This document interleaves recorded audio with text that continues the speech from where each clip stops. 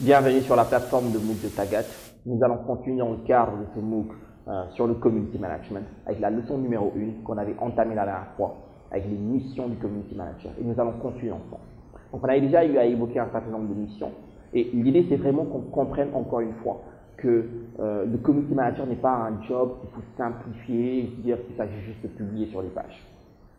Donc, on avait évoqué la dernière fois qu'il était important que le Community Manager puisse animer la communauté, qu'il puisse notamment modérer et anticiper leurs attentes. Très important, une mission très importante du Community Manager. Le Community Manager doit aussi pouvoir identifier les communautés sur le web pouvant faire connaître la marque. Donc, je dois prendre conscience du fait qu'il y a plusieurs communautés virtuelles, pas forcément des communautés que moi j'ai conçues ou des communautés sur lesquelles moi-même j'ai eu à poser un point. Ça peut être des plateformes autres que ceux que moi j'ai choisis.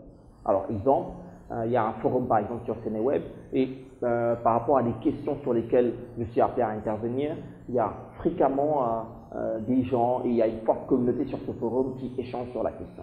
Ou il y a un ensemble de forums dédiés à ces questions qui sont sur d'autres plateformes, qui ne sont pas forcément des plateformes que j'ai choisies dans ma stratégie de présence.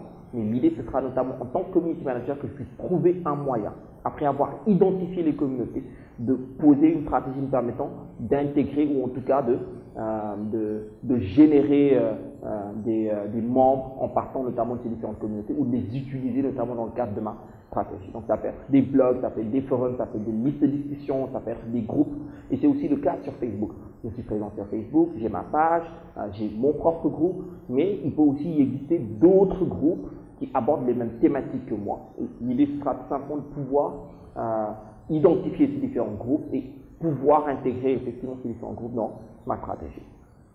Il faudra aussi que le community manager dans sa mission prenne conscience de la nécessité de fixer des objectifs à la communauté. Est-ce que notamment on est dans une approche où on peut tester un produit? Est-ce que notamment l'idée c'est de communiquer ou d'avoir notamment des objectifs marketing qui soient atteints? Est-ce que c'est la promotion d'une marque, d'un produit ou d'une entreprise? Il faut en tout cas qu'il y ait une clarification de l'objet de la communauté. Il faut aussi définir des indicateurs. Alors, un community manager ne pose pas juste un ensemble d'actions sans qu'il y ait un cadrage ou sans qu'il y ait un pilotage de ces actions. Parce qu'il formalise une stratégie en adéquation avec la stratégie marketing ou la stratégie de communication de l'entreprise et dans ce sens, il lui faut des indicateurs.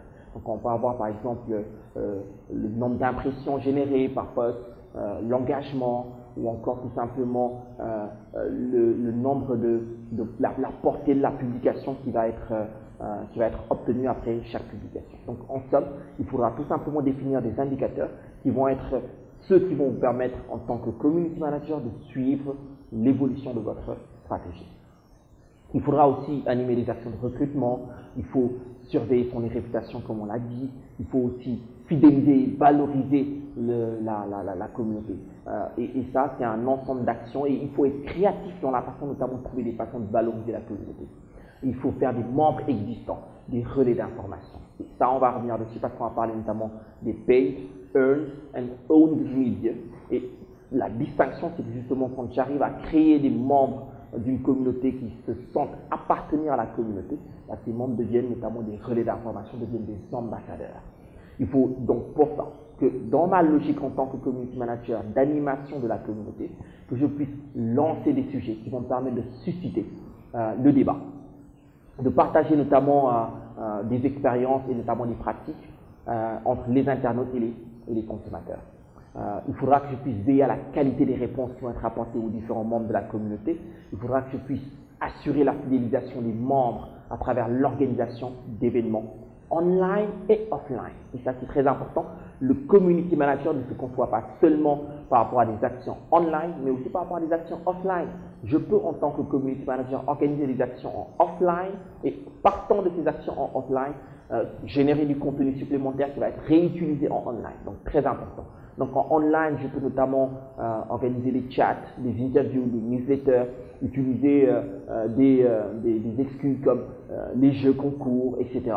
pour générer effectivement l'engouement et de l'engagement. Et en offline, je peux organiser des barcamps, je peux organiser des conférences, des meetings, etc. Il faudra aussi que le community manager puisse faire respecter les règles d'éthique à la communauté, c'est très important, par la modération des contenus qui vont être produits par les internautes, quelle que soit la plateforme qui va être utilisée. Et donc, dans ce sens aussi, il faudra veiller au respect des conditions générales de la plateforme qu'on utilise. Donc, si on est sur Facebook, respecter les conditions générales, par exemple, de Facebook. Gérer l'historique et l'archivage des contenus qui vont être produits, donc très important. Accompagner le développement des fonctionnalités, notamment, surtout si on a une plateforme propriétaire. Signaler des dysfonctionnements au niveau de la plateforme propriétaire. Ça peut être une application mobile, ça peut être une plateforme web pour la communauté de marque. Et bien sûr, pouvoir transmettre ces dysfonctionnements aux équipes techniques pour que tous ces éléments puissent être réglés. Et que moi, en tant que community manager, je puisse donner des inputs dans ce sens pour toujours améliorer la cohésion de la communauté et garantir l'atteinte des objectifs marketing ou des objectifs de communication assignés dans le cadre de la stratégie de mise en œuvre, de gestion de la communauté. Je vous remercie pour votre attention et on se donne rendez-vous pour une prochaine fois.